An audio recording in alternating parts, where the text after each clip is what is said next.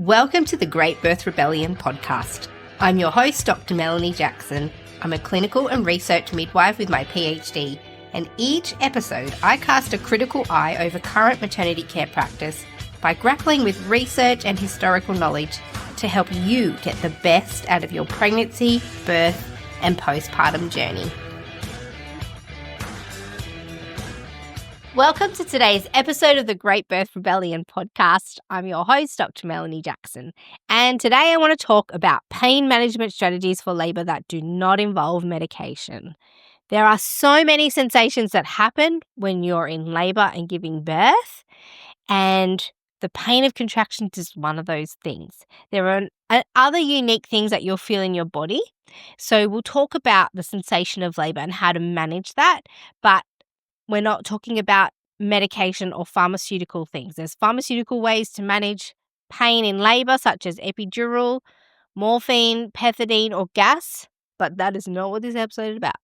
If you want to avoid using those kinds of pain medications in labour, this is the episode for you. So today is all about strategies that you can use if you want to avoid pain medication. A lot of women know in their mind that they want to avoid medication because there can be undesired effects to using it.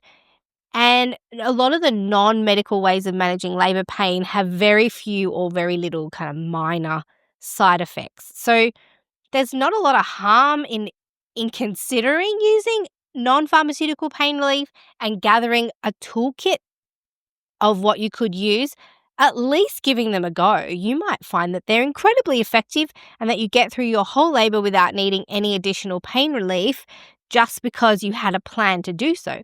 So that's what this episode is going to help you to do. Gather a toolkit of things that you can use, both things that are completely free or things that you could pay for and have handy, to at least give them a go.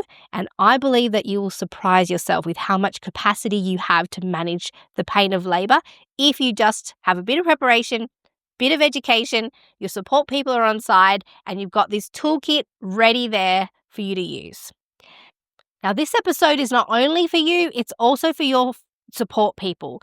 They need to be on board with this as well, because one of their main jobs in your birth space is not only to protect you from people who might distract you from the birth process or protect you from people that you don't want to have in your space. They're there to protect your flow, your labour flow, but they're also there to support you to have whatever you need to manage every single contraction. It's a big job to be a support person. So this is a perfect episode for them to listen to because it gives them the strategies, the exact strategies that they can use to help you get through every single individual contraction. So today we're talking about pain management strategies in labour that don't involve medication, and that means they involve all the people in your space, because often pain medication can be a replacement for poor support. So if you're taking away pain relief of an epidural, you've got to add the support, the very good support of the team that you've got around you.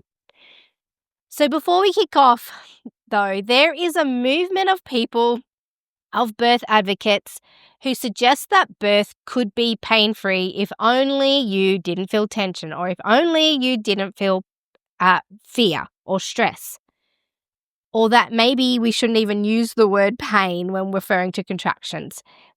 Some people will call contractions different things like waves, or they downplay the activity of your body during labour, refusing to use the word contraction or pain.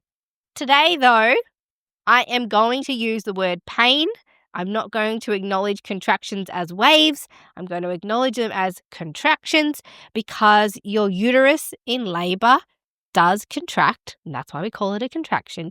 Your uterus is a muscle and it contracts, and this can be, and most often is, experienced as painful. That's how most women experience labour.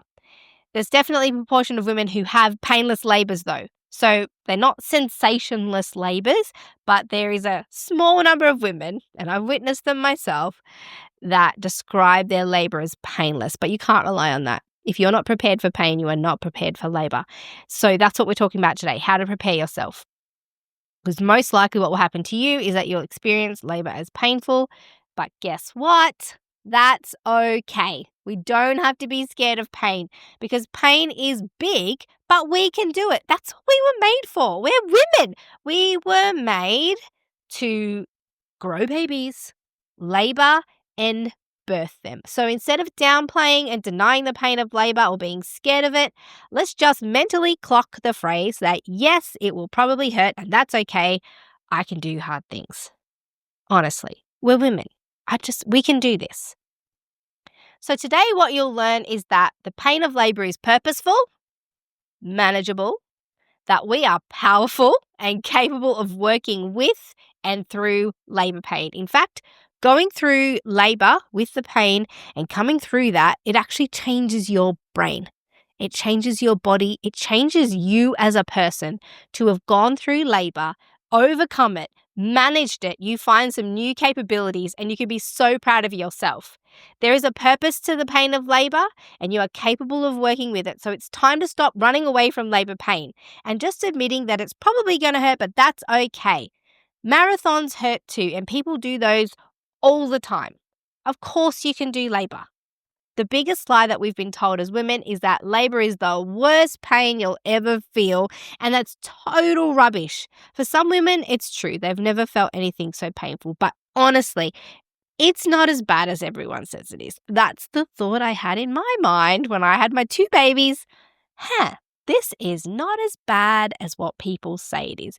I've had urinary tract infections and toe injuries that hurt more than labor. I would have the pain of labor over a kidney infection and an injured toenail any day. But society wants us to feel scared of the sensations of labor so that we hold on to fear about birth.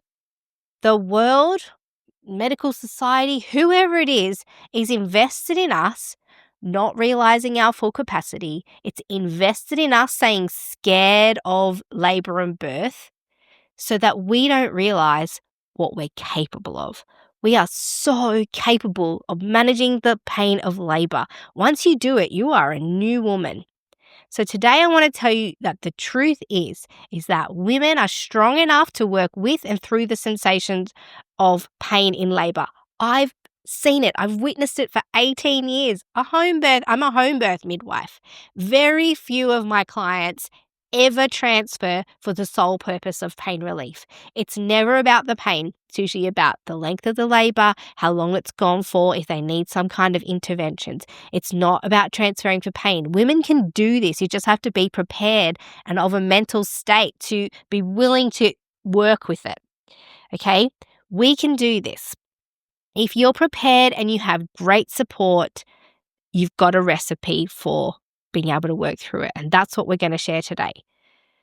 Can I just say though, if you want to tap out of labor pain, and there are so many reasons for that. There's so many reasons that women feel like they can't meet the pain of labor. And I'm not judging the decision to avoid labor pain. If you want to have an epidural, episode 169 of the Great Birth Rebellion podcast is where you want to go to learn all about it and to understand that decision. But I'm just here to tell women who maybe aren't sure about labor pain, not sure what they want to do. Maybe they want to avoid medications, but they just don't know what the alternative is. But if you're scared of labor because what if people have told you or your previous experiences, you could attempt a mind shift is all I'm asking. And just saying to yourself, of course I can do hard things, instead of saying labor is so painful that I don't think I can do it.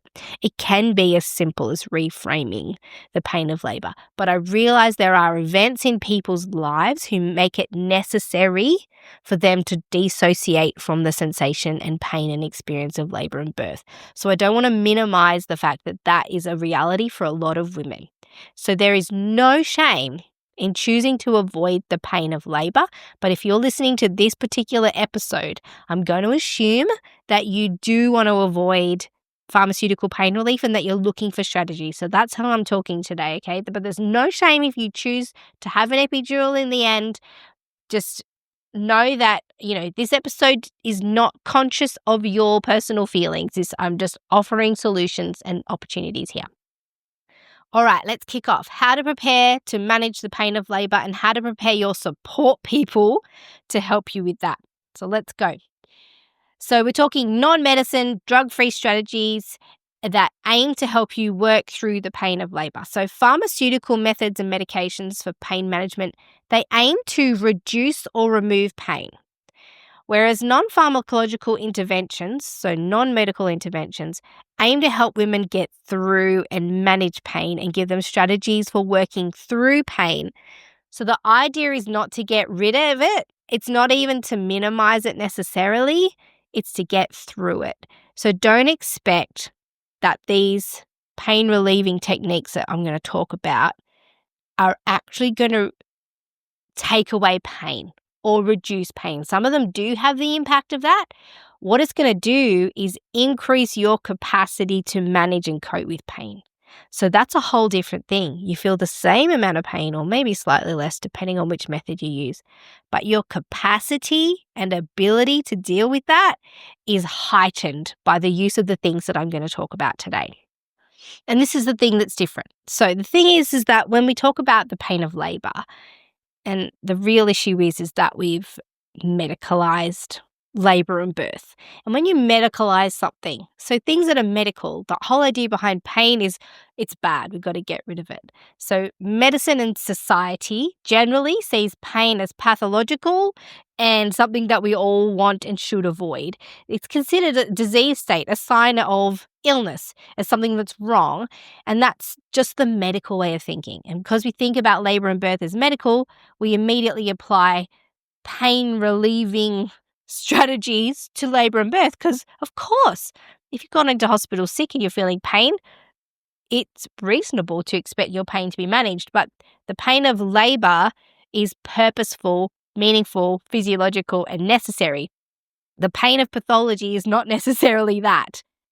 And so we only seek to control pain if you sit in an illness mindset about birth, believing that there's something wrong with labor pain and that it's so painful and that there's no purpose to it. Now, of course, some women experience labor pain and feel like they can't or don't have the capacity to overcome it, and it's negatively impacting their experience of birth. And, we spoke to Dr. Sarah Buckley way back in episode 15, and we talked about the hormones of labor and how they're perpetuated by the sensation of pain in labor, and that it's important that pain remains because it helps to facilitate the hormonal cascade. Without pain, and we learnt that in the episode 169 about epidural, without pain, the hormonal cascade of birth changes. And so I guess what we're bringing to this conversation is actually a midwifery physiological mindset that pain and discomfort in labor is an important part of the hormonal cascade, but also remembering that it's very likely that the pain of labor and birth is not going to be as severe as you're imagining it to be. It is a manageable pain for a lot of women. A lot of women find it manageable. So we can let go of the idea that it's the most painful thing you'll ever feel. In fact, there's those ridiculous social media memes that say things like, oh, being in labor is like breaking 50 bones in your body. That is rubbish. Never listen to that information. The pain of labor and birth is manageable for most women if they have good support and they're prepared. So a mantra that you can remember instead of childbirth is so painful, you won't be able to do it. Remind yourself regularly, the pain of labor is purposeful and meaningful. And I've reflected on my births. Like, you can hear my personal birth stories. I shared those on episode 119 of this podcast. I'll link it down in the show notes. But the first one was so boring. That's how I would describe it. I wouldn't describe it as painful. It was boring, long, and tiring. Just went on forever. And then I pushed out my baby and I just remember feeling really tired. I don't recall the pain. I mean, I was definitely in pain. And it was really hard, but not because of pain. And, the pain of it is not what sticks. The length of it and how tired I was is what sticks. Now, the second one was heaps shorter, but a lot stronger and definitely more painful because I remember saying it and thinking it in my birth, like, whoa, this is way more painful than Charlie's birth. But I could definitely do it. I didn't think, gosh, I can't do this anymore. But yeah, it hurt a lot more, but I actually enjoyed it a lot more. And there's something in that. So the hard part about the first birth was the endurance and how long it took. But there was less joy in that because I guess the hormonal cascade was different.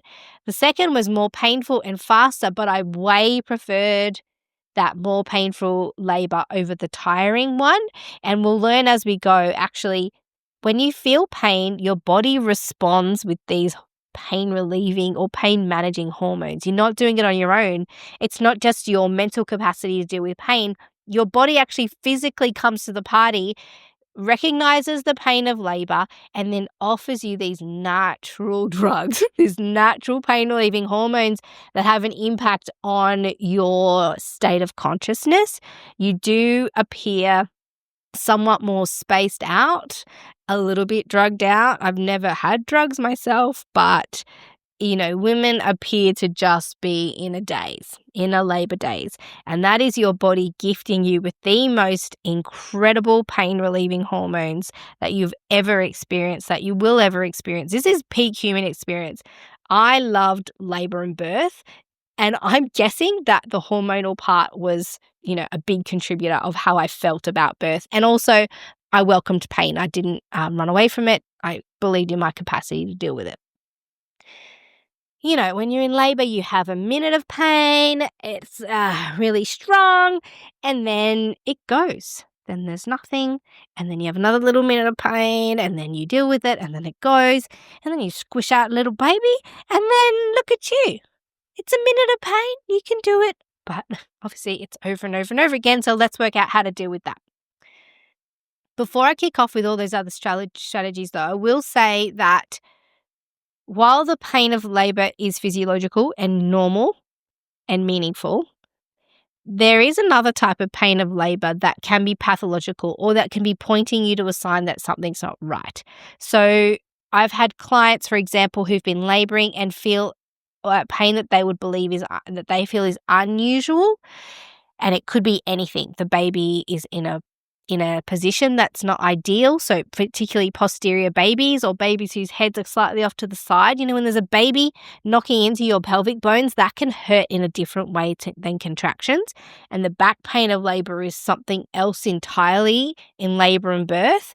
We'll talk about strategies for that. But you can consider things like sterile water injections for back pain in labor.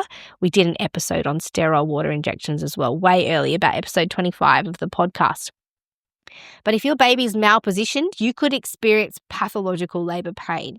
And it's a different level. It's on top of the pain of contractions. So, when people say, labor's the most painful thing you'll ever feel, I think there is a level above that, and that is a malpositioned baby that's really stuck up.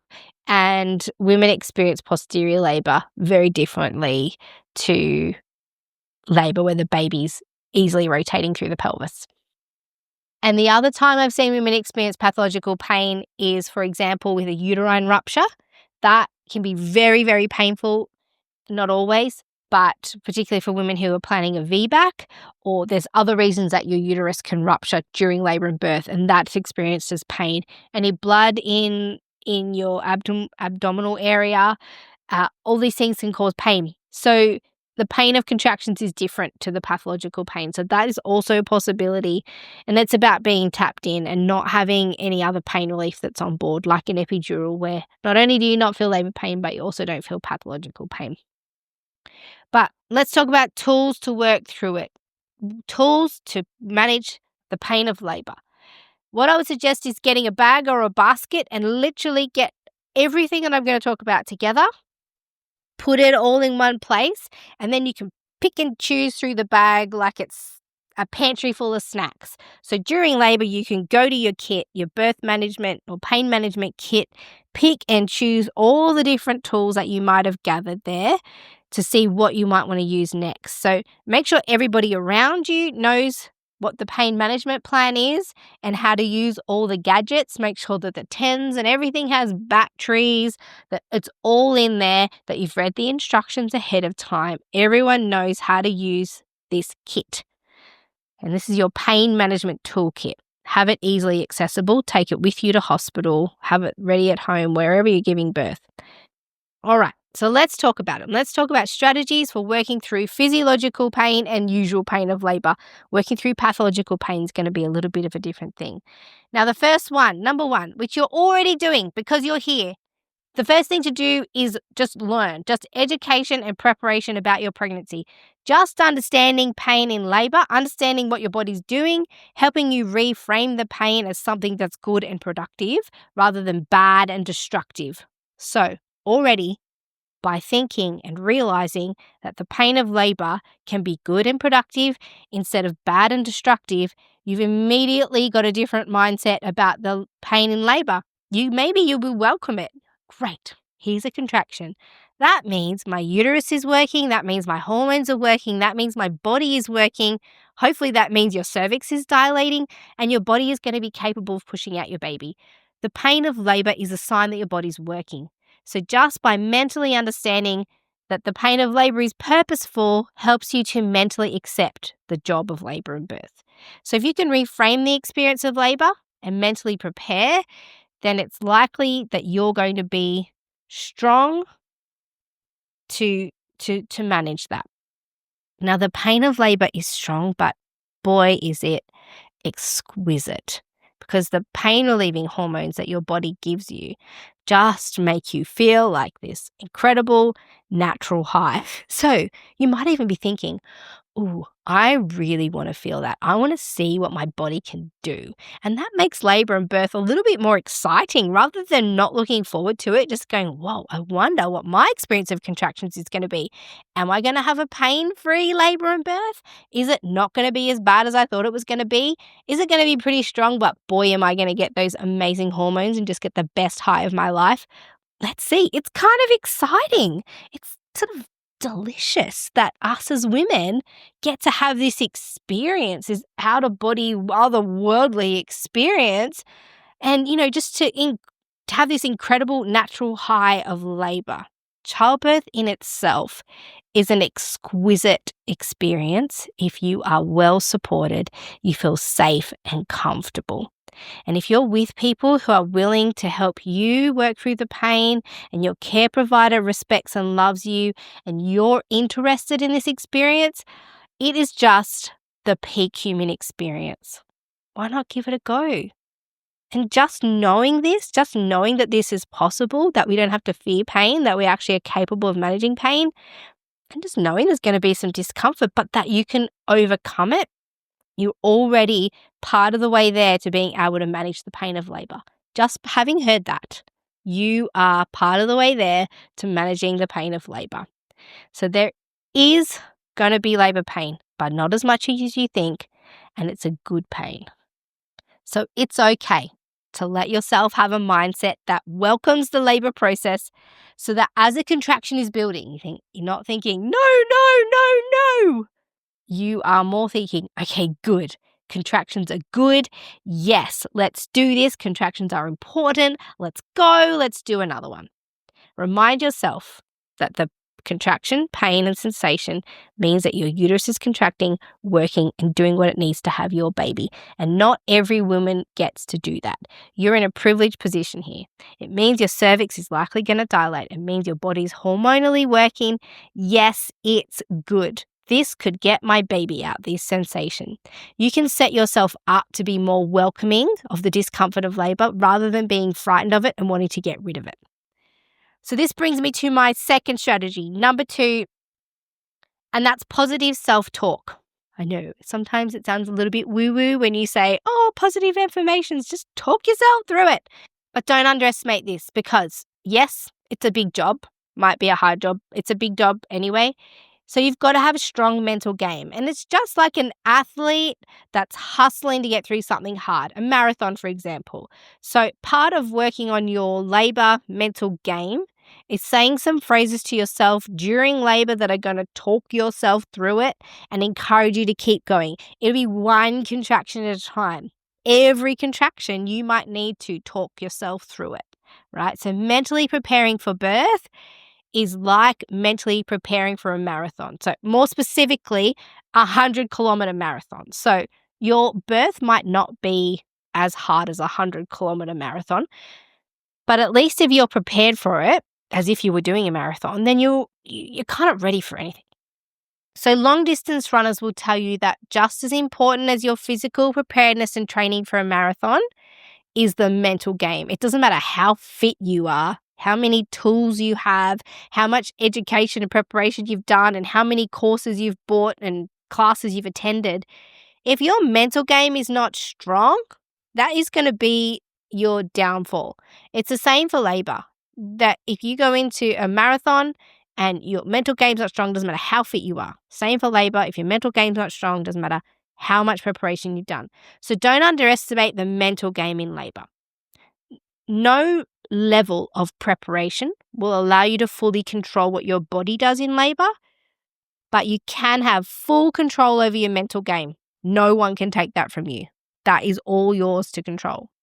So grit and mental toughness is what's going to get you over the line. And this is where the positive self-talk or strategic self-talk comes into play. So I didn't prepare specific affirmations for my labor, but they did come to me as I went. And that can be something that, if it's already part of your life to talk yourself through things, like I've just got a general personality that I back myself all the time. I believe I can do hard things. So I'm constantly talking myself through hard things. So for me, labor was no different. The self-talk sort of came naturally. It's something that I've, accidentally trained to do. So I started with the knowledge that I was capable of doing hard things. It's just my general demeanor. And I wasn't scared to do labor. So I didn't really prepare any pep phrases. I didn't doubt that I could do a hard thing. But I did notice that I found myself using some that felt helpful at the time. So as I labored, I noticed which of my thoughts made me feel like keeping on going and which ones made me want to escape and give up. Which ones made me think, oh my gosh, I can't keep going. So I noticed the phrase, I can do another one. And that when I thought to myself, I can do another one, I felt that it made me feel more positive about the next contraction that was coming. I didn't dread the next contraction. My brain was immediately trained to think, I can do another one. So if you're not in the habit in life of talking yourself through hard things, you might need to train that part of your brain in labor of thinking, this is hard, but I'm going to keep going. What can I mentally say to myself to keep myself going through this hard thing? So what I did when the contraction ended, I said to myself, I can do another one. And sometimes I said it in my head, sometimes I said it out loud. When I said it out loud, my team went, yes, you can. And I thought, oh, it's a bit too much excitement. It's okay. I could just keep saying it in my head. And that's what my brain remembered when I started the next contraction. So the contraction left and I went, I can do another one. I sunk into the rest in between contractions. And then as the next one started to come up, my first thought was, we can do another one. We already told ourselves that. So that's what we're going to do. We're going to do another one. And then what I found is a visualization came to me. This is just kind of how my brain worked in labor and quite possibly how yours will work in labor. And this is why women start to collect affirmation cards or they'll do visualizations through pregnancy. Maybe it's not your usual habit to visually work through things or mentally have to work through things. And so women sometimes train themselves to do this. This is what sometimes hypnobirthing involves, that sort of technique, the affirmation cards, visualizations, meditations, whatever it is. So then as the contractions started to build, I immediately imagined a mountain. So I was climbing up the mountain. It was one of those comical peaks, cartoon peaks.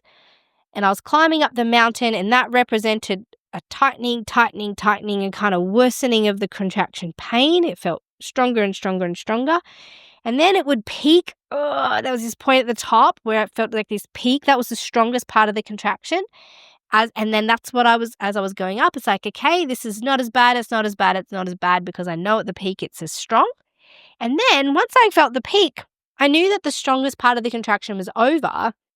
And I would, in that moment, I could say to myself, this is going to come down.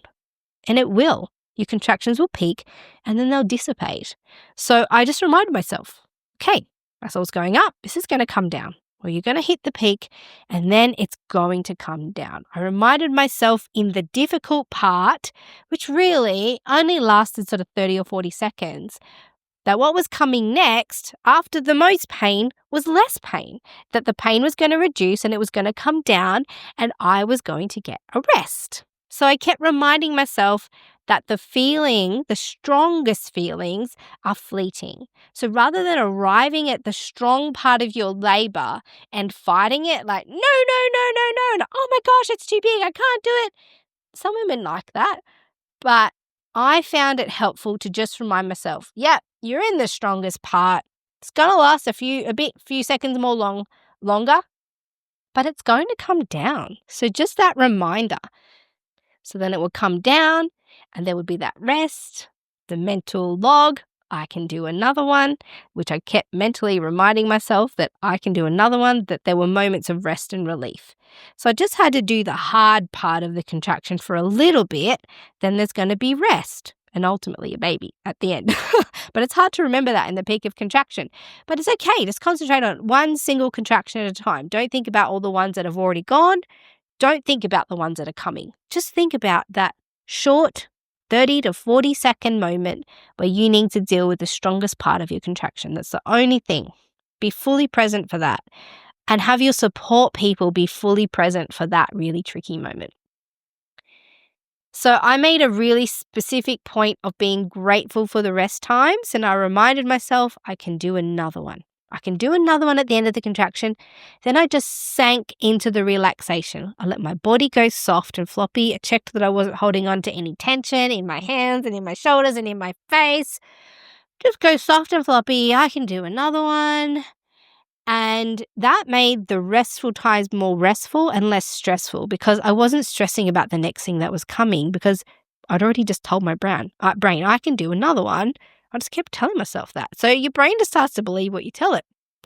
Now, there was definitely times in labor, though, where thoughts came of like, whoa, that was big, that was strong.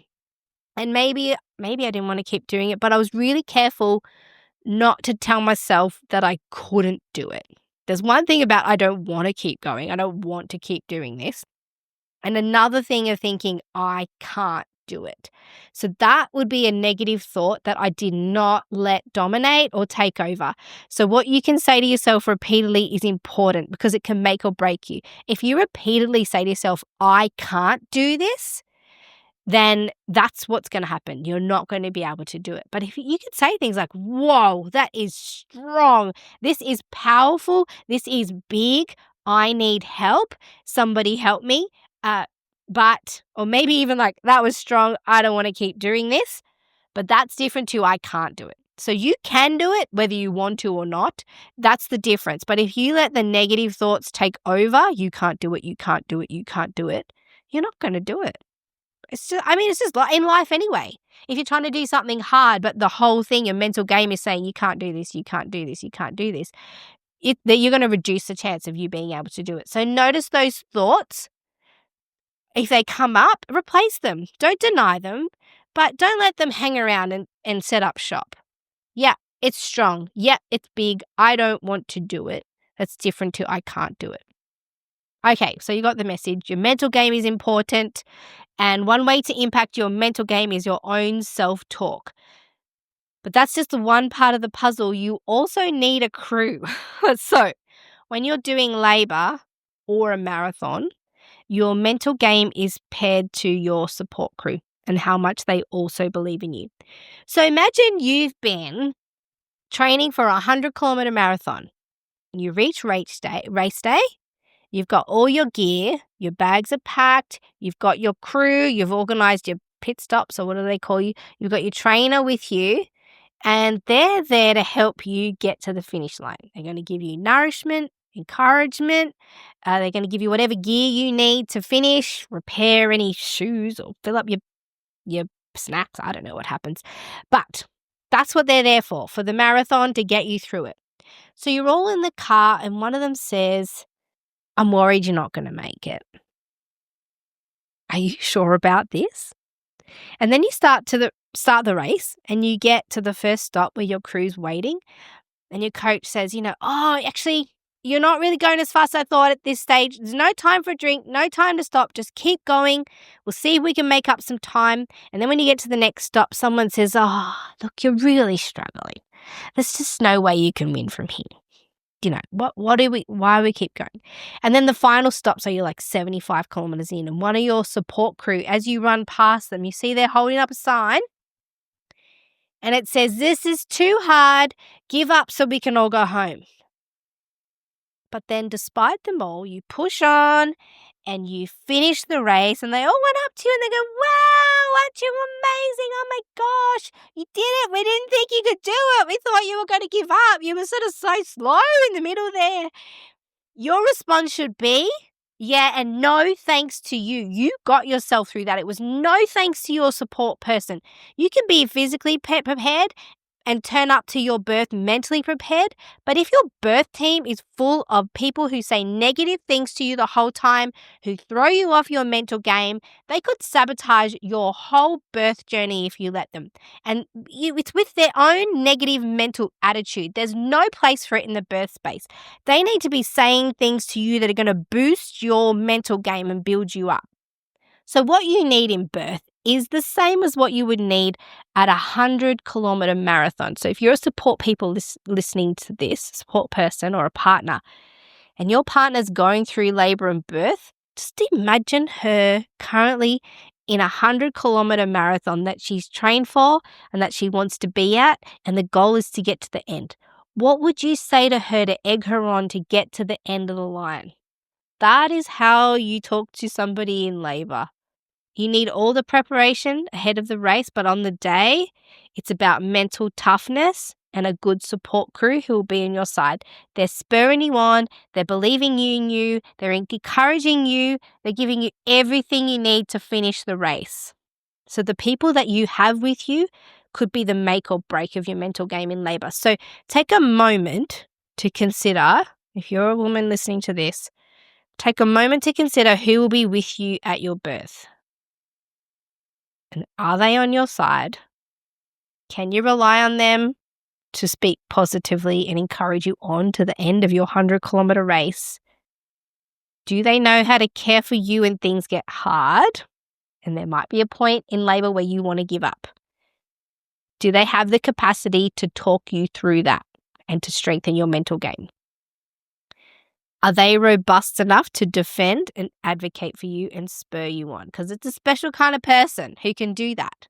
And your partner might be that person, or you might need to select a friend who you believe is that person, or maybe a doula who can fill that space. It's okay if your partner is not that person. You just need to know that ahead of time so that they don't accidentally sabotage your birth and you don't accidentally allow them to. So just take a moment, take stock of the reality of who's going to be in your corner and what you think they're going to say to you in labor. And then send them this podcast episode so they know how to help you. If you think, oh, now that I think about it, I was going to have my mum there and maybe she's not the best pep talker, or maybe my partner is not the best pep talker. Maybe you need to just consider a great friend, a robust friend who's always got your back, or a great doula. It's okay if the people closest to you can't do it, but think about how you're going to find somebody who can do it. Okay, so that was number 2. That's your crew. Number 2 is your crew. So number 3, there are 2 more things that will impact on your capacity to manage pain and on your capacity to do something hard. And that is the location that you're at and your care provider. So we just spoke about the importance of your support team, giving you constant pep talks and keeping you going. But imagine now that your midwife or doctor comes in and says, you look like you're really tired. This seems like it's really hard for you. Okay, now your care provider is holding those signs on the side of the road in the marathon that says, hey, this is really hard. Are you sure you can do this? Oh, that is a massive red flag. These words of like the signs, are you sure you can do this? You look really tired. You've had a really good go at it and I can see you're really trying. These are called seeds of doubt.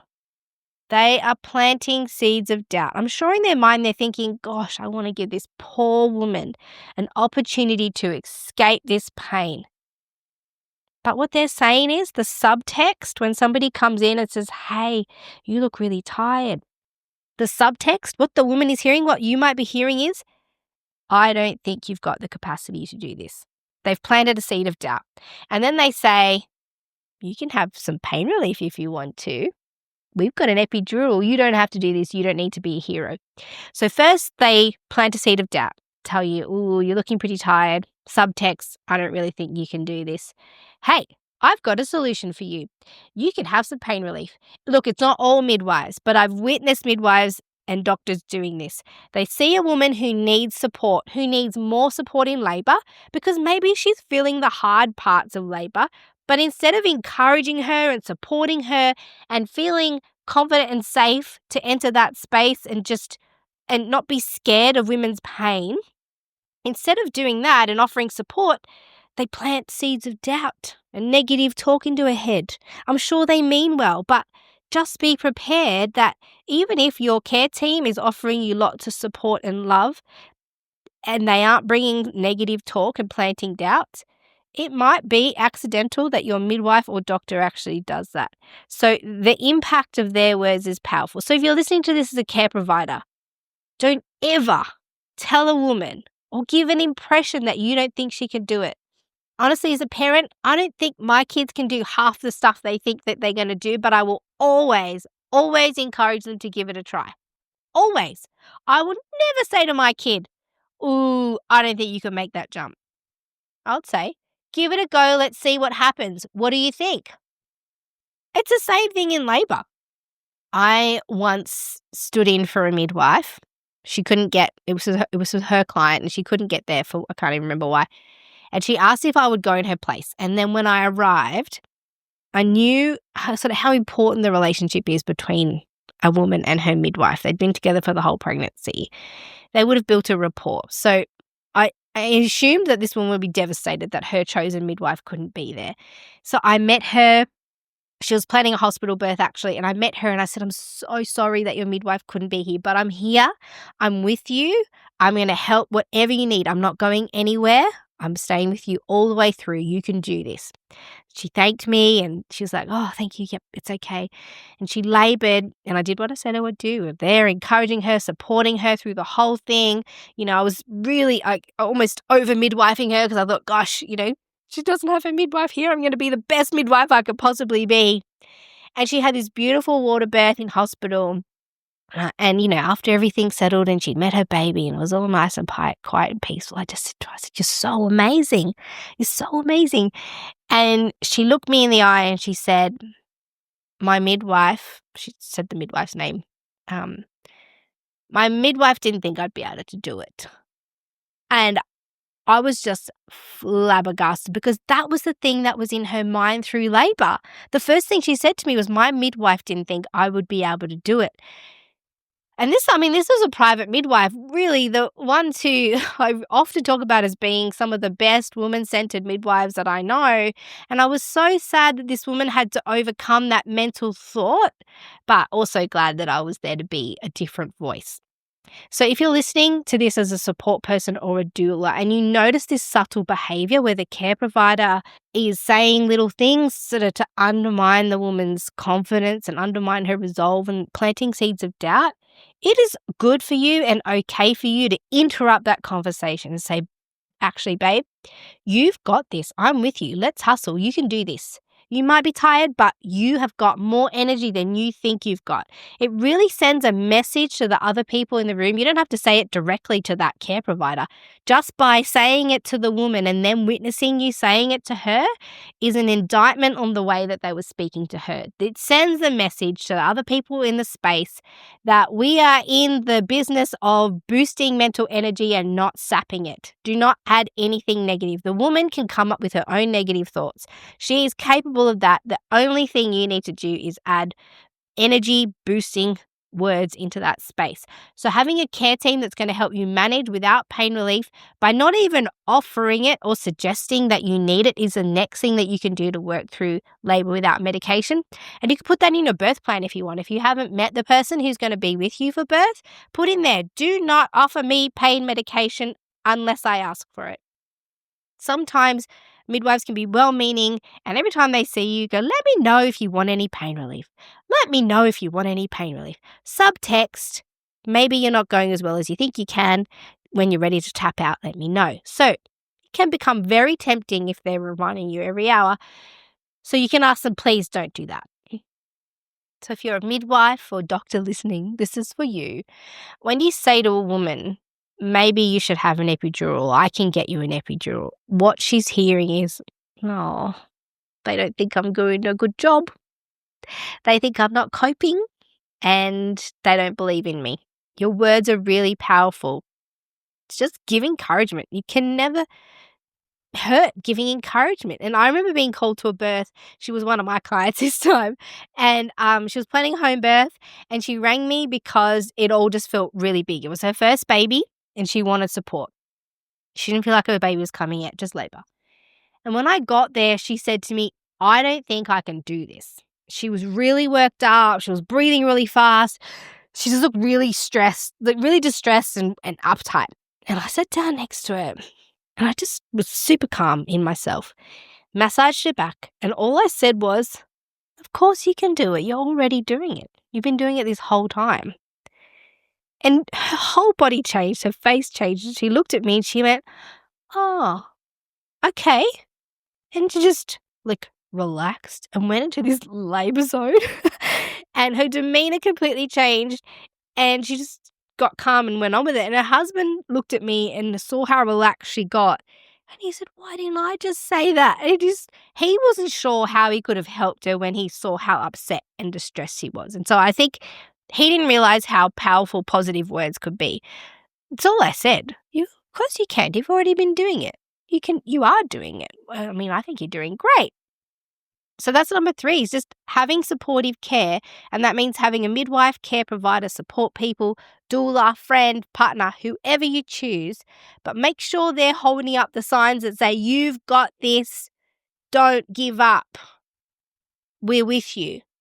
But if they're holding up signs of like, oh, give up, let's go home, make this end, it's going to play with your mind. There's some really clear research on this. I'm not going to harp on about it, but having one-to-one constant care and attention during labor, has a massive statistical impact on how many women will choose epidural. So just by having people with you, encouraging you, changes how much pain relief you perceive you need and how much you'll choose. Yeah, so that was number 3. That was people, all your people.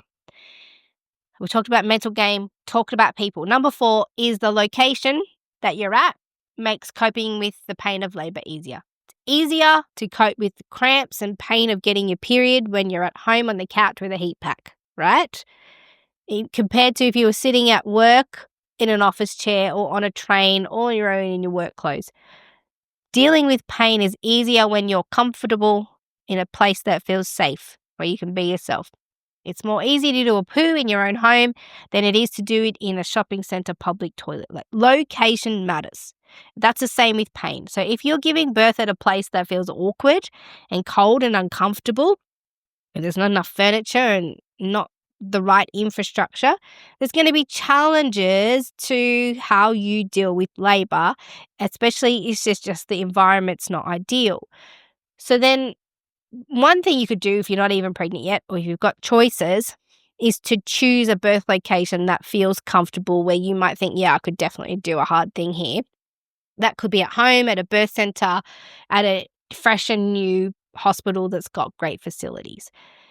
Not everybody gets to choose where they're going to give birth. So if you can't, if you don't have an option of choice about where you're going to go, try and make the birth space more home-like, more peaceful, not as bright, not as noisy, not as cold, so that you feel more comfortable to cope with labour. So bring things with you that have sentimental value or that make you feel cozy. Maybe your own blankets and your own pillows, some soft and cushy stuff, things that you can add to the space that I'm going to feel comfortable with this stuff. I'm going to have more capability of giving birth if I have a few of these comforts with me.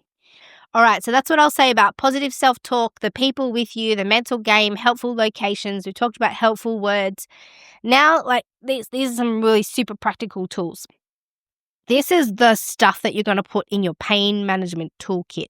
So, firstly, the things that are completely free. There's some stuff that you can do that is completely free. And the first one is soft jaw, soft body. So, reducing tension and softening your body. It doesn't have to necessarily be even during contractions, but that would be ideal. But remembering to soften everything immediately after. But pay attention, if you can, during a contraction, if you are hardening and tightening your whole body during contractions, hands, jaw, forehead, shoulders, if you are becoming super clenched and super tight, something you can do completely for free is to soften. And this can be hard for you to remember for yourself. So, again, pass this on to your support people or your doula or midwife, whoever it is you're going to have with you. They can be the ones to remind you to soften. And it can be as simple as, okay, soften, drop your shoulders, soften your shoulders. And if you're having trouble doing it during the contraction, just try and do it between. So soften, let everything drop, go floppy, open your jaw, little bit of that. So at least you come back to neutral in between contractions. And that can help when you reduce tension in your body. It can help you to cope with pain. The other thing you can do is use your voice. Vocalize through contractions. Don't feel ashamed to be noisy. Noise does not mean you're not coping. It's a release. And so that's okay. You can have some control over the type of noise that comes out of your body. So if your body's tight and tense, you might end up making a screeching sound. Yeah, like these really type screeches. And the sound is just a symptom of what your body's doing. But you can help soften your body by softening and lowering your sound. So,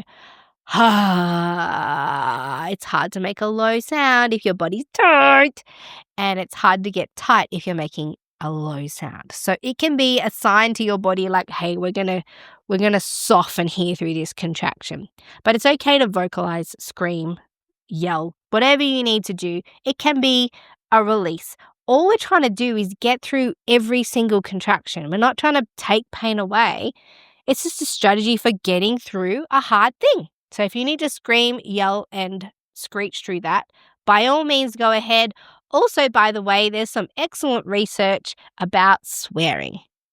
It hasn't been a lot specific to labor and birth, but for people who need to endure pain, especially short bursts of pain, the perception of pain is less if you're swearing, particularly the F word, and more so if you don't usually swear. So if you're a regular sweary, potty mouth, curse word user, then you're going to feel less pain relieving impact from swearing than if this is kind of your first go at it. So feel free to drop a few F-bombs, see if that helps, just at the peak of contractions. All right, all for free. Softening, noises, breathing, relaxing, all free. And Ina May talks about laughter and humor in the space and keeping it lighthearted and not letting it become this really tight, tense situation in the room. If it's a light, comfortable mood and there's jokes and laughter, probably you're going to be able to stay more relaxed, which will increase your capacity to manage the pain of labor. The next thing you can do is release emotions or worries. So crying is a great release. If you feel like crying, let that all come out. And if the people in the room are not comfortable with that, then they've got the problem, not you. You can talk through it. I've had women say, I'm really worried I'm going to tear. Like, I can see that they're holding their baby in, and I'm like, hey, do you want to see if you can release your baby? And they're like, I'm worried I'm going to tear. I'm like, great. Okay. Now I know why you're holding your baby in. And so we can talk through it. So unburden yourself of thoughts that are occupying you and unburden yourself of emotions that are overcoming you. If you feel like crying, you got to let that out. There's nothing wrong with that. It doesn't mean you're not coping. It just means there are some specific emotions that need to come out so that you can keep dealing with labor and birth. Now, you might laugh. I laughed. It was just uncontrollable. It came out of me and I didn't stop it. You might laugh, cry, scream, hit, bite, squeeze. This is where the comical woman yelling at her husband for making her pregnant comes. It's okay to just rage a little bit and let that all out. Don't hold it in because it's going to reduce your capacity to deal with the sensation of labor. And a key part of this is being with people who are comfortable with these kind of emotional expressions. So some people are uncomfortable with this. They might ask you to stop. They might ask you to be quiet. They might sort of, oh, it's okay, it's okay, it's okay. You just need to be with people who say, yeah, let it out. It's totally fine. That's just your emotion coming out. Go for it. All right, next thing you could do for free is move and change positions. So the way your body works in labor and birth is that your pain can prompt behavior. And so you might try and move in a way that helps to mitigate, reduce the pain of each contraction, or that just slightly makes it feel a little bit better and easier to manage. I would say go with that instinct. Go with chasing a birth position that makes it easier to get through the contraction. And usually that involves movement. Do whatever movement feels good. I've seen women stomping. I've seen women in the pool kicking their legs out to the side. Just move any way that feels right. Labor and birth and movement go together. And so sometimes pain can prompt which types of movement you might need to help the baby move through and to help each contraction feel more manageable. So movement and position change. You can do that anywhere you are if you don't have an epidural. The next thing you can do for free is use the room differently. So moving the birth bed up high and out of the way. Now, we have a whole podcast episode on this actually. It tells you how to rearrange the birth room and make it more conducive to movement and comfort. And this is particularly, for active labor. That's what I'm advocating for here. If you want to work through the pain of labor, you have to be active and moving and comfortable. And that's episode 83. So I'll put that episode in the show notes as well. It's called Warnings About the Bed and What to Do Instead. So there's some great strategies in there on how to adapt the layout of the room to make it more conducive to your comfort and your position changes. All right, next thing you can do for free is water immersion. So if you're at a birth center or a hospital and they have a bath, you can immerse yourself in water. You can use the heat of the shower. So even standing in the shower, obviously if you're at home, these might come with a little bit of a cost of using a birth pool or the cost of water. My clients don't pay for a birth pool, so it's free for them, but your midwife might have a fee. But yeah, water immersion, shower, and heat. And that could include heat packs. Again, I've got that in the part where it might cost you a bit of money, but hospitals often have heat packs. Water and heat can help with you in every individual contraction. And I'll say here, you might find that movement helps with one contraction, that heat helps with another contraction, that a positive self-talk helps with another contraction, and massage helps with another one. So it's about picking and choosing different strategies for each contraction. You might combine multiple strategies all at once to help you get through each contraction. That's how it is. You do need to employ these strategies repetitively in order to keep plodding along to the end of your labor to get to birth. Now, the next thing, and this kind of goes along with using the room differently, is just to assume that you own the room that you're birthing in. It's your territory, and that'll impact on how you use it. That'll mean that you'll feel confident and safe to just move the equipment around. It means you won't ask permission to get in the shower or the bath. It means you'll just rummage through shelves to find the things that you need. So don't ask, can I get in the bath now? Mate, you own that space. You get in the bath, use the toilet, just assume ownership. It will make you more comfortable in the space and you'll be able to use it the way that feels more intuitive to you. And, we did an episode on this one. I won't talk about it too much, but the sterile water injections, these are particularly good for back pain in labor, but really pain anywhere. So you can go back to that episode with Nigel Lee. We've done it. It's the sterile water injections, episode 20. So your care provider should be able to do this. Not all of them are trained to do it. It won't cost you anything, but that's one option. But I would encourage you to listen to that sterile water injections episode. It is a medication-free pain management strategy, but I'm not going to go into the details. All right, the next thing you can do for free, cold face washer. I know this sounds really pedestrian. Oh my gosh, but labor is hard and it's hot work and you're running a marathon. The feeling of a cold washer on your face and neck is heavenly during labor. It's a little mini holiday. Gives you a mental boost. It offers you a taste of relief and comfort. It also communicates that the people around you are aware of your circumstance, that they're tapped in and that they want to care for you. When you feel that cool washer come onto you, because a lot of the time when you're in labor, you might be really shut off.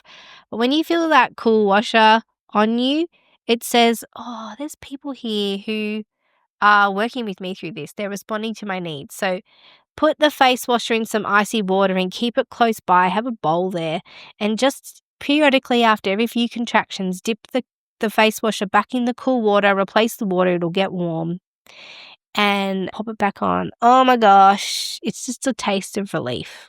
It's completely for free, but it makes a massive difference. The next thing that your support people can do is massage you and pressure points. So look, don't overcomplicate massage. It doesn't take an expert. Basically, if it feels good to you when somebody massages you, then they're doing it right. So again, if you're listening as a support person, this is going to be your job to massage. My tips to you are don't be too gentle. A laboring woman likes a firmer massage than when they're not in labor. There are, just listen. If she sort of goes, oh, no, not there, don't like that, you're like, okay, not that spot. If she says, oh my gosh, that is good, that's a good spot, that's where you need to keep focusing your energy and just get some feedback. Is that too firm? Is that too soft? Should I go harder? And just work out how firm do I need to be. There are spots that many women appreciate on their back that are sore, and it's the sacral points. Now, that if you look down someone's back, there's two little dips at the top of the tailbone. They're at the sacrum in the lower back. And if you massage those spots, it's the tight areas over their hips and lower back. Oh my gosh, during labor, you might need to lay an elbow in or really use your thumbs or the palm of your hand because it's going to be a firm massage and your partner will probably have bruises at the end of her labor because that's how firm they like it. But if you just any tight areas over the lower back, the bony areas, muscular areas, and after being an awesome birth support person like that, you're going to need a massage yourself because it will hurt your baby, hurt your body. Not won't hurt your baby. It'll hurt your body because you will be really digging in there. So consider alternating thumbs, knuckles, palms, hands, swap out support people, but massage and every contraction. If she really loves it and the contraction is happening, you're in it for every single contraction, just so you know. All right, next thing you can do for free, and don't underestimate the power of a strong and confident hand that's just there to hold her hand during labor. Again, she might be shut off, you might be shut off during labor, just having your own internal experience. And a little hand on your shoulder or on your forehead or on the back of your neck or holding your hand, it's just enough to say, I'm here with you. And that can make all the difference to your emotional and mental capacity to keep going. Don't underestimate the power of just touch. Now, temperature control, again, mostly for free. Anything that makes you more comfortable in any way, making it cooler or hotter, that's going to increase your capacity and energy to deal with labor. So maintaining a comfortable temperature, not too hot, not too cold, so that your body doesn't have to invest energy into not only trying to get comfortable, trying to get cool or warm, then it can just concentrate on labor pain. And this just gives you reserves to focus on managing labor pain. And it will be the job of the people around you to help regulate the temperature to your needs and not their needs. I can't tell you how many times I've been in a birth space and been so hot or so cold, all because the woman, we're really setting the temperature to the gauge of the woman, and that's okay. That's important. Now, the next thing you can do for free is the visualizations, and I spoke about that earlier. I know some people will think, oh, it's a bit woo-woo, but again, it's free. It lives in your mind. No one can take it from you. So you can think of these ahead of time, or you can just come up with them in your mind. And it might even be helpful to have in the birth space some images that just make you feel calm, that immediately elicit a sense of calm. And they can be images of anything, and that can help with your visualizations. Okay, those were the free things that you can do. And now here I'm going to offer you some things that you could invest some money in. And I don't really encourage people to inconspicuously waste their money on gadgets for labor and birth.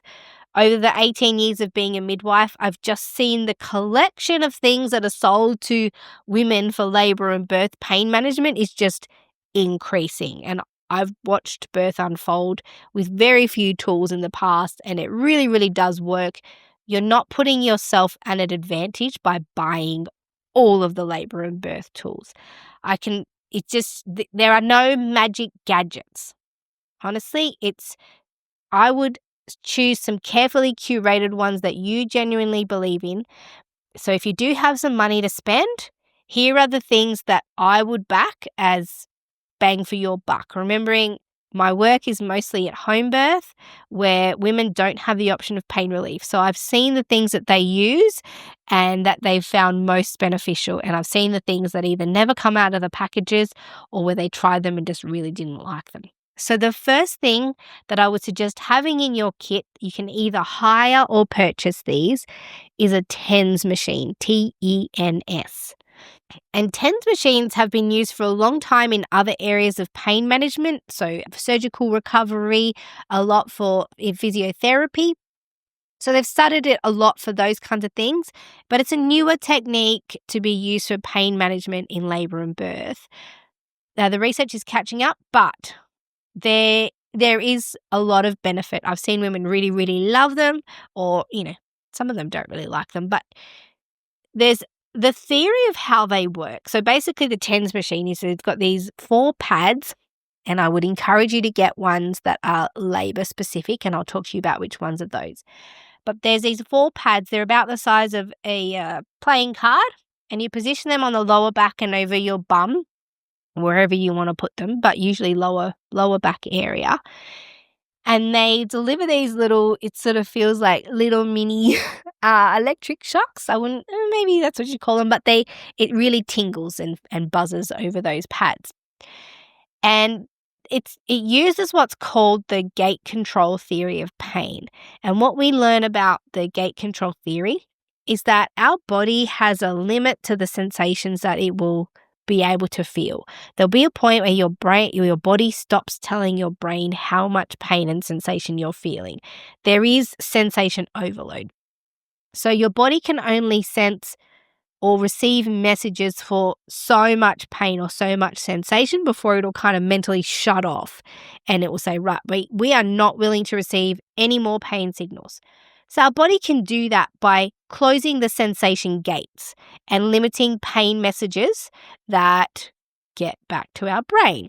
And that's what the TENS machine does. That's the theory behind the TENS machine, is that the TENS machine delivers or provides a type of stimulation that will overload the pain sensation messages that go to your brain, and it'll close the gates to any further pain sensation. So essentially, the idea is that it will limit the amount of pain receptor messages that get through to your brain. So I know that there are some people out there who know way more about me than all of this, and they're going, oh my gosh, she made absolute porridge out of that explanation. But you get the idea. That's the idea, is that it works on the gate theory of pain.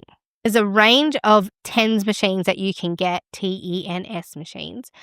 But I would recommend the ones that are specifically designed for labor and birth. So they have different settings. You can start with a lower setting, and as labor gets stronger, you can move it up to a stronger setting to match the sensation of pain that you're getting.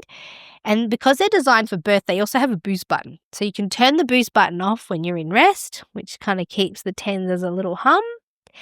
And then as a contraction, when you feel it start to build, you boost it. It'll deliver more sensation during a contraction, and then you can turn the boost off again for your rest periods. And some people say that the TENS machine is more effective if you put it on earlier in labour rather than throw it in as a rescue measure when things feel already overwhelming. So it can be kind of a maintenance strategy, but I would encourage you to experiment with that. And I mean, there's no harm in trying it because there's no danger to a TENS machine. The only danger is if you wear it into the bath or shower. Do not do that. It's not waterproof. And the other thing, top tip, is if you're going to take it off, make sure you turn it off first before you pull the pads off because they can really give you a zap if you take them off and you haven't turned off the TENS machine. Now, if you don't want to buy a TENS machine, you can hire one. And my preferred supplier is L10, so ELLE. TENS, TENS. L10s for labour. Theirs is really specific for labour. It's the one I have in my birth kit, and they're really well suited. I've seen some that women kind of buy cheaper online, and they just don't have the right settings for labour and birth. Some of them turn off all the time. Some of them do these weird pulsy things. Honestly, don't waste your time. Just invest in the L10s one if you're going to buy one, or they have a higher service. So I'll put the links in the show notes below for the TENS machine. You can also see the links on my website, melaniethemidwife.com. And if you're on the podcast mailing list, all of these resources and products that I'm talking to you about will be in the resource folder. And so I send an email out every Monday if you're on the mailing list, and it gives you all the resources for that episode, but also the previous episode. So, you can find those in the resource folder. All right, next, heat packs. My favorite heat packs. So these usually women will put them on their lower belly, underneath their belly button, or on your back and bum. That seems to be the preferred places during labour and birth. And I was just buying the really big, wide wheat bags. They're really large and soft and flexible. Some of them even have straps that you can tie it on. So if you're walking around, you can also tie on the heat pack to keep it on. Or if you're on hands and knees, you can tie it on and it won't keep slipping off. It means somebody doesn't have to hold it the whole time. They're my favourite ones. They're the ones I find most user-friendly during labour and birth. And just a warning here, some hospitals won't let you take your own heat packs to their hospital or use them there. I assume it's some kind of OH&S issue. Somewhere down the line, someone burnt themselves on their own heat pack, and then now there's a policy that women can only use the hospital heat packs. I don't know if that's everywhere, but certainly the hospitals that I transfer to, that's how they do it. The issue is they give you an alternative. They give you their own, but they're usually not as good. And it's hard to find a midwife to just keep replacing the heat pack to keep it warm. And often they're giving you one because they're controlling the temperature and they're just not hot enough. That's been my experience. Hopefully yours has been different. But if I were you, I would just take the heat packs. There's usually the wheat packs. There's usually a public microwave that you can travel back and forth to heat them up, especially if you have a doula or extra people in your space who can manage keeping your heat packs nice and warm. It's possible that staff will say something like, "Oh, no, you can't use that. You've got to use ours." I mean, you can just say, "Look, she really, really wants this one. We're going to use this one." That can be, the battle that you might have to fight. But just a warning, not to make them too hot because women are feeling strong sensations of labour. Sometimes, we spoke about the gate theory of labour. Sometimes her body doesn't realise it's being burnt by a heat pack that's too warm because her body is concentrating on a bigger sensation. So it might be up to you as a support person to just have a little experience with the heat pack that you just heated up. How long can you put it on before it feels like it's starting to burn? Maybe you overheated it. So just go easy on those, but that's also why the hospital staff might be keen for you to only use theirs. But if you're purchasing them on your own, the big sort of square wheat packs and a few little ones so that you've got options are really handy.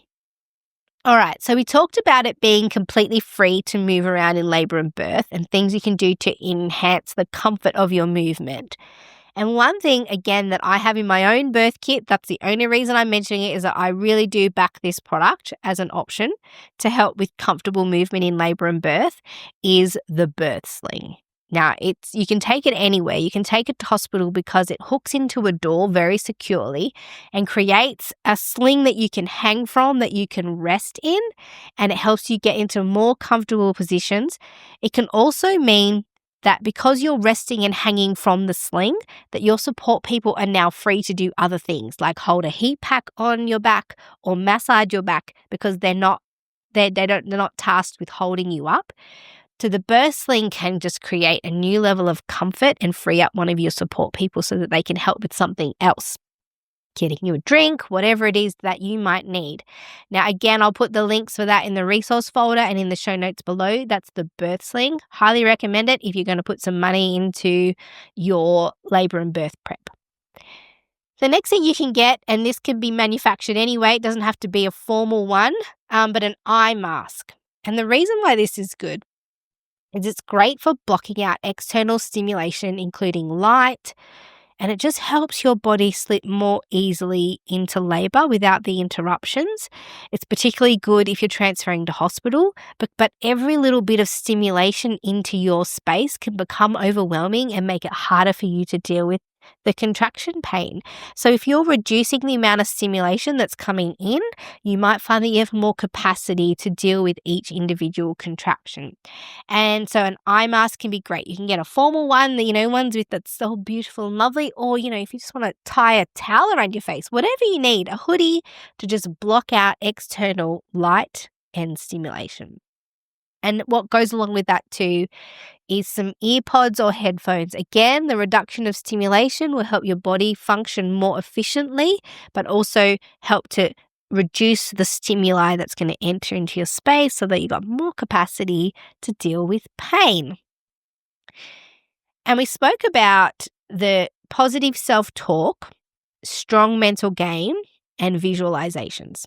So if those are the things that you believe would be helpful, is having some training around mental game, positive self-talk, and visualizations, then you could invest in a technique that can help with that. And the hypnobirthing technique is something that can really work. I've had clients who've practiced hypnobirthing through their pregnancies, and I've watched it play out so beautifully in labor and birth.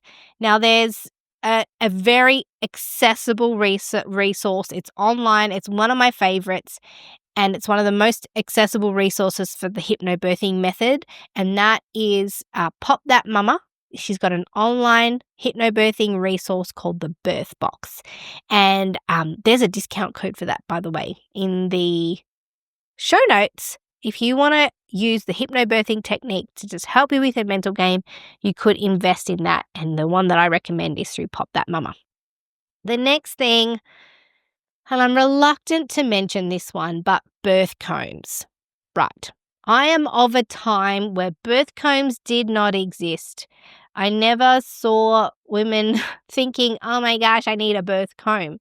So I've been a long time and I've seen them come into fashion, and I've seen them also be quite pricey considering for what they are, but they weren't a thing until recently. Personally, I think they're an unnecessary fad. They're adding some consumeristic value to the money machine that exists around labor and birth. However, I've seen women use and love these, so it would be remiss of me not to mention it because it's not my labor and birth, it's yours. But don't feel that you have to buy these things. It's low tech, it's accessible, If you've got $20 to $40, you could buy one. I mean, maybe you could ask your friend. Maybe they bought one and never used it, or they used it just for labor. You can borrow it. But it's basically a strong wooden comb, and you lay it across your hand and hold on to it tight, and it puts pressure on this particular area of your hand if you're watching this on video. But you can imagine holding the comb within your hand, and the idea is that the teeth go down into the palm of your hand and you hold on tight. And part of it might work because there are particular pressure points in there that could work and help. Others, it might redirect your focus on that sensation that's occurring in your hands, could give you a focus. But, you don't have to. You can definitely do labor without a birth comb if that's what you want to do. But if you want to have everything in your kit and have lots to pick and choose from, that's something that you could choose. All right.